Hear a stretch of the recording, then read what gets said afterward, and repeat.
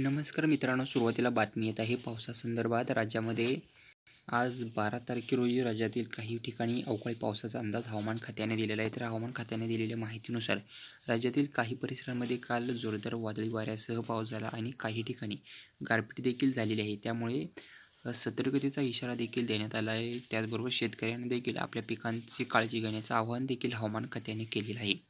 राज्यातील विदर्भ असेल, त्याचबरोबर इकडे पश्चिम महाराष्ट्रातील असेल, नाशिक भाग असेल, नाशिक या परिसरामध्ये पावसाचा अंदाज हवामान खात्याने दिला. विदर्भामध्ये देखील जोरदार पाऊस आणि गारपीट होईल असा इशारा हवामान खात्याकडून देण्यात आलेला आहे.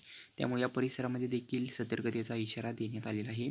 12, 13, 14 तारखेपर्यंत राज्यामध्ये अवकाळी पाऊस पडण्याचं वातावरण जे आहे ते तयार होणार आहे. या परिसरांमध्ये पावसाचा अंदाज हवामान खात्याकडून व्यक्त करण्यात आलेला आहे. यापुढील अंदाज जाणून घेण्यासाठी आपल्या चॅनलला सबस्क्राईब करा. जास्तीत जास्त मित्रांपर्यंत व्हिडिओ हा शेअर करायला विसरू नका. धन्यवाद.